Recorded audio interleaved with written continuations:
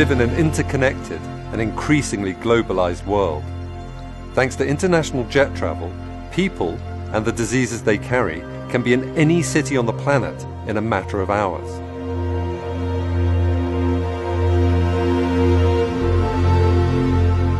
And once the virus touches down, sometimes all it takes is one sneeze to spread the infection throughout the community. When humans were hunter-gatherers roaming the wild savannas, we were never in one place long enough, and settlements were not large enough to sustain the transmission of infectious microbes. But with the advent of the agricultural revolution 10,000 years ago, and the arrival of permanent settlements in the Middle East, people began living side by side with animals, facilitating the spread of bacteria and viruses between cattle and humans. Epidemics and pandemics come in many shapes and forms. In 2010, for instance, a devastating earthquake struck Haiti, forcing thousands of people into temporary refugee camps. Within weeks, the camps had become breeding grounds for cholera, a bacteria spread by contaminated water, triggering a countrywide epidemic. But the most common cause of epidemics are viruses such as measles, influenza, and HIV. And when they go global, we call them pandemics. Pandemics have occurred throughout human history. Some have left scars on the tissue and bone of their victims, while evidence for others comes from preserved DNA. For instance, scientists have recovered DNA from the bacteria that transmits tuberculosis from the remains of ancient Egyptian mummies. And in 2011, scientists investigating a plague pit in the City of London were able to reconstruct the genome of Yersinia pestis, the bacterium responsible for the Black Death of the 14th century.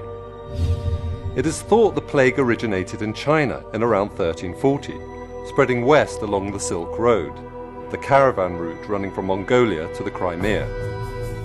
In 1347, the plague reached the Mediterranean, and by 1400 it had killed in excess of 34 million Europeans, earning it the title, the Great Mortality.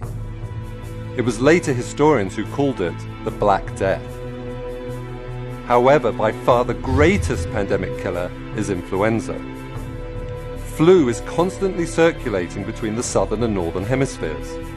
In North America and Europe, seasonal flus occur every autumn and winter. As the majority of children and adults will have been exposed to the virus in previous seasons, these illnesses are usually mild. However, every 20 to 40 years or so, the virus undergoes a dramatic mutation. Usually this occurs when a wild flu virus circulating in ducks and farm poultry meets a pig virus and they exchange genes. This process is known as antigenic shift and has occurred throughout human history. The first recorded pandemic occurred in 1580. The 18th and 19th centuries saw at least 6 further pandemics. In terms of mortality, none can compare with the Great Flu pandemic of 1918. The first indication of the pandemic came in the spring, when American troops in northern France began complaining of chills, headaches, and fever. Then, the following September, at a US Army barracks near Boston, soldiers started collapsing on parade, prompting their removal to the camp infirmary. As a surgeon there recalled, 2 hours after admission they have the mahogany spots over the cheekbones, and a few hours later you can begin to see the cyanosis extending from their ears and spreading all over the face.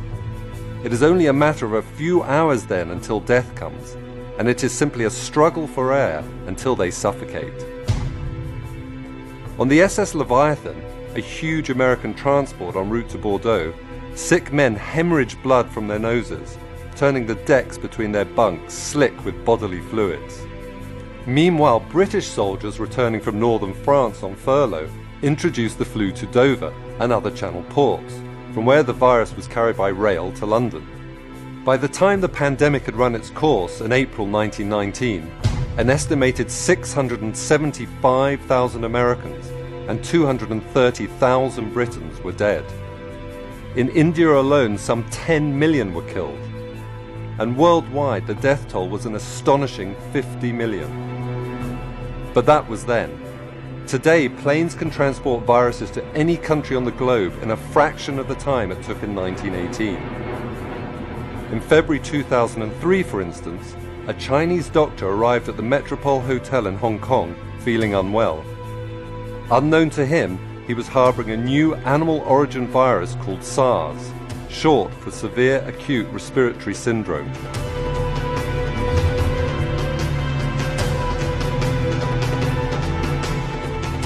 Within 24 hours of checking into room 913, 16 other guests had been infected, and over the following days, 5 boarded planes to overseas destinations, spreading the virus to Vietnam, Singapore, and Canada. Flights between Hong Kong, Toronto, and other international cities were quickly grounded, and thanks to other emergency measures, a pandemic was averted. By the time the outbreak was over 4 months later, SARS had infected 29 countries worldwide, and more than 1,000 people were dead. For all that the virus was rapidly contained, however, there was little that could be done about the alarming news reports carried by cable news channels and the internet. As bloggers added to the hysteria by spreading unfounded conspiracy theories, tourism in Hong Kong and other affected cities ground to a halt, costing businesses more than $10 billion. One business, however, did very well. Above all, SARS was a reminder that pandemics have always been associated with panic. If history teaches us anything, it is that while pandemics may start small, their impacts can be as dramatic as wars and natural disasters. The difference today is that science gives us the ability to detect pandemics right at the very beginning, and to take action to mitigate their impacts before they spread too widely.